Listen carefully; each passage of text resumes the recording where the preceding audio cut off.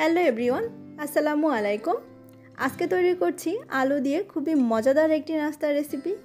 আজকের এই রেসিপিটি তৈরি করতে উপকরণগুলো যা লাগবে তা আমাদের সবারই রান্নাঘরেই আছে। একদমই সহজ, ঝটপট বানিয়ে নিতে পারবেন। খেতে খুবই মজার হয়। চলুন তাহলে রেসিপি দেখে নেই। আমি এখানে বড় সাইজের একটি আলুর খোসা ছাড়িয়ে নিয়েছি। আপনি চাইলে মাঝারি সাইজের 2টা আলু নিতে পারেন। এবারে আমি গ্রেটার দিয়ে গ্রেট করে নিব। গ্রেটারে যে মোটা ছিদ্রের ফাংশনটা আছে এটা দিয়ে গ্রেট করে নিতে হবে। সম্পূর্ণ আলুটা গ্রেট করে নিয়েছি। এবারে আলু ধুয়ে নিতে হবে। পর্যাপ্ত পরিমাণ পানি দিয়ে আলু ধুয়ে নিচ্ছি, আর তারপরে অতিরিক্ত পানিটা ঝরিয়ে নিতে হবে। হাতের সাহায্যে চিপে আমি অতিরিক্ত পানিটা ঝরিয়ে নিচ্ছি। গ্রেট করা এই আলুর সাথে এবার হাফ চা চামচ অথবা স্বাদ মতো লবণ দিচ্ছি, আর তারপরে মিশিয়ে রেখে দিচ্ছি এক সাইডে।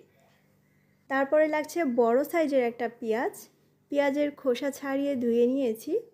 এবারে এরকম স্লাইস করে কেটে নিচ্ছি। কিছুটা মোটা করেই কাটতে হবে। আর তারপরে আমি হাত দিয়ে পেঁয়াজের রিংগুলো এভাবে করে ছাড়িয়ে নিচ্ছি। পেঁয়াজগুলো একপাশে সরিয়ে রাখছি। আলুগুলো যে লবণ মাখিয়ে রেখে দিয়েছিলাম, এই আলু থেকে অনেকটা পানি বের হবে। এই পানিটাও চিপে ফেলে দিতে হবে। অতিরিক্ত পানিটা আমি হাত দিয়ে এভাবে করে চিপে ফেলে দিচ্ছি। তারপরে আলুর সাথে যোগ করে দিচ্ছি 1 টেবিল চামচ ময়দা। ময়দার পরিবর্তে আটা, বেসন, কর্নফ্লাওয়ার যে কোনো একটা দিলেই হবে। এবারে দিচ্ছি সামান্য পরিমাণে গোলমরিচের গুঁড়ো, আর পরিমাণ মতো দিচ্ছি চিলি ফ্লেক্স। এবারে সব কিছু একসাথে মিশিয়ে নিতে হবে। ভালো করে সব কিছু একসাথে মিশিয়ে নিলে তারপরে আমরা নাস্তাগুলো তৈরি করে নিব।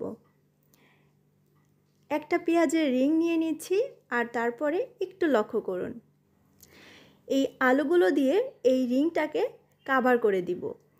খুব ভালোভাবে কাভার করতে হবে, ঠিক তেমন নয়। এটা দেখতে এবড়ো থেবড়ো মনে হবে বা মনে হচ্ছে যে এখনই খুলে যাবে।